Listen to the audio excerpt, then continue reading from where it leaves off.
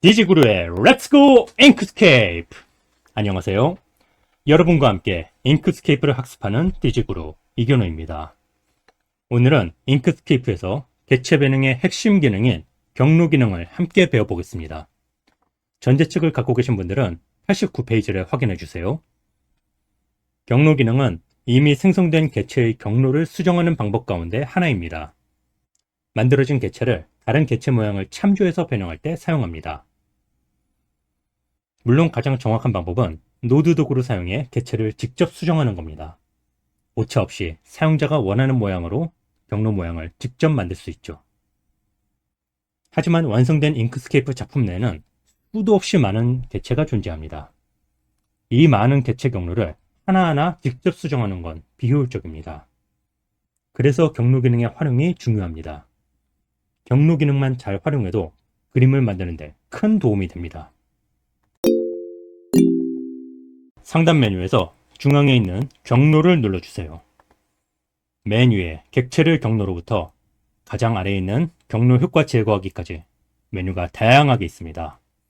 우리는 여기서 지금 붉은 사각형으로 표시된 11개 항목을 살펴볼 겁니다.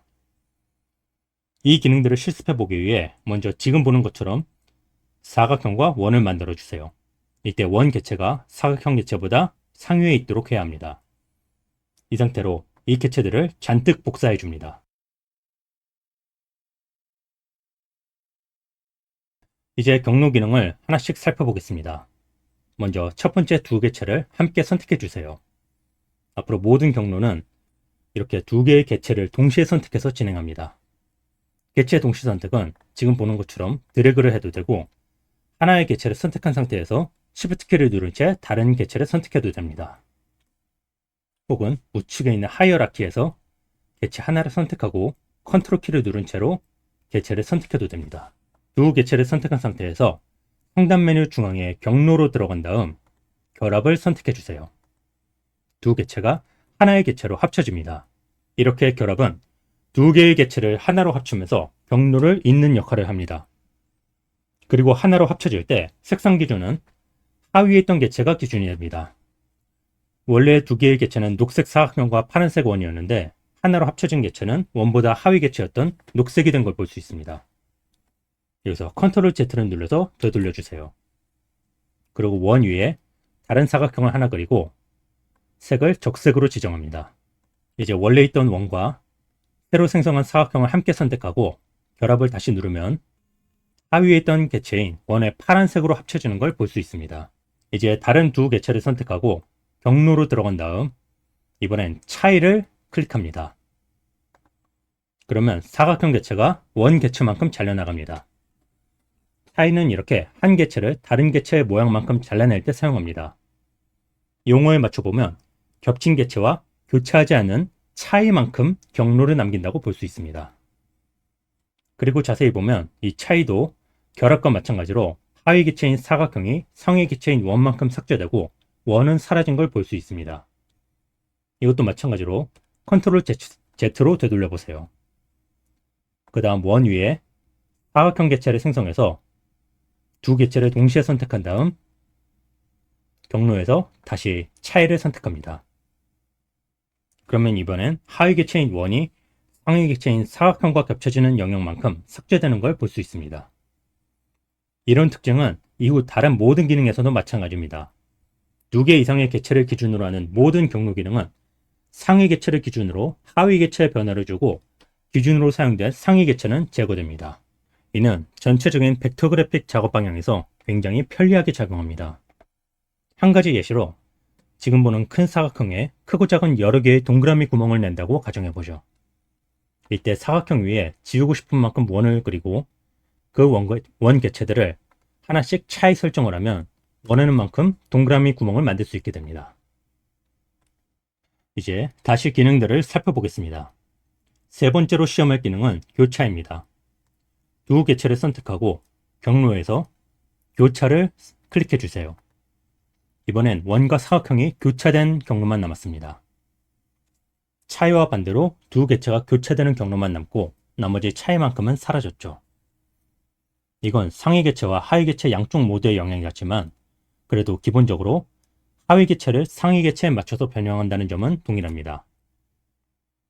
다시 개체 두 개를 선택하고 이번엔 제외를 클릭해 주세요. 그러면 두 개체 사이에 교차되는 경로만 제거되는 걸 볼 수 있습니다. 차이와 다르게 상위 개체인 원의 차이 경로도 그대로 남게 되죠. 하지만 두 개체가 다 남는 건 아닙니다. 상위 개체가 사라지고 하나의 하위 개체가 된다는 점에서는 동일합니다. 이어서 다음 기능은 분할입니다. 두 개체를 선택하고 분할을 클릭하면 두 개체의 교차 경로와 차이 경로가 함께 남습니다. 이번엔 개체도 성공적으로 두 개가 됐습니다. 즉 분할은 차이와 결합을 동시에 하는 기능이라고 볼 수 있습니다. 이어서 다음 기능부터는 조금 특별한 기능이 됩니다. 두 개체를 선택하고 경로 잘라내기를 클릭합니다. 그러면 사각형만 남고 체험색이 사라진 것처럼 보입니다. 하지만 사실은 두 개의 영역에서 교차되는 영역에 경로만 잘라낸 겁니다. 이렇게 교차된 영역에 자역을 떼어보면 더욱 쉽게 알 수 있습니다. 즉 분할하고 비슷하지만 분할과 다르게 하위 개체의 자획, 즉 윤곽선 경로만 잘라내는 기능입니다. 그래서 이름이 경로 잘라내기죠. 또 이어서 이번엔 합치기입니다.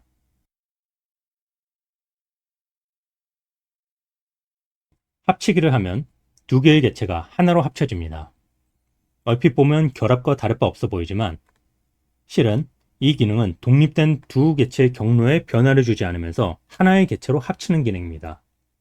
먼저 만든 결합과 비교하면 결합은 외곽 경로만 남기고 내부 경로는 전부 제거해버린 반면 합치기는 윤곽선 경로가 그대로 유지된 걸 볼 수 있습니다.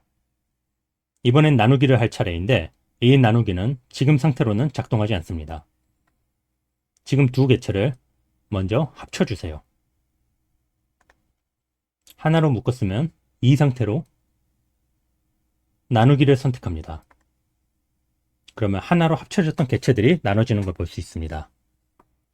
이제 마지막으로 살펴볼 두 기능, 프랙처와 플래터는 1.0 버전 이후에 추가된 신기능들입니다. 하나씩 살펴보죠. 두 개체를 선택한 다음 경로에서 프랙처를 클릭합니다. 그러면 교차 영역에 경로가 분리된 걸 볼 수 있습니다. 개체를 나눠보면 하위 개체와 상위 개체, 그리고 교차 경로로 총 3개의 개체로 분리되어 있습니다. 즉 분할과 제외를 합친 기능이라고 볼 수 있습니다. 단 제외는 하나의 개체로 취급하지만 프랙처는 각각 다른 개체로 취급합니다. 마지막으로 살펴볼 건 플래턴입니다. 두 개체를 선택하고 경로에서 플래턴을 클릭합니다. 그러면 겉보기로는 아무 차이도 보이지 않습니다. 하지만 상위 개체인 원 개체를 이동해보면 하위 개체의 교차 경로가 잘려나간 걸 확인할 수 있습니다. 즉 플래터는 차이와 동일하되 기준이 된 상위 개체 또한 삭제하지 않고 남기는 기능입니다. 이상 11개의 경로 기능에서 10개의 기능을 살펴봤습니다. 그런데 한 가지, 나누기와 프랙처 사이에 있는 스플릿 패스는 살펴보지 않았습니다. 이 기능은 지금 단계에서는 사용하지 않는 기능이라서 그렇습니다. 스플릿 패스는 노드 기능 단계에서 자세히 살펴보겠습니다. 오늘 배운 10가지 기능들을 한눈에 알아볼 수 있게 정리하면 이렇습니다. 이 중에서 가장 많이 사용하는 기능은 결합, 차이, 교차 이 3가지입니다. 다른 기능들은 비교적 적게 사용하는 편이죠.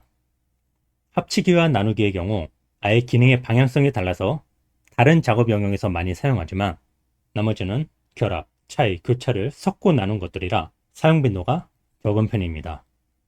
그러니 다른 것보다 우선 결합, 차이, 교차 이 3가지를 능숙하게 다루는 것부터 접근해 보세요.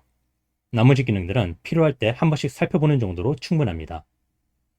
다음 시간에는 경로 기능을 다루는 다른 방법들을 살펴보겠습니다. 수고하셨습니다.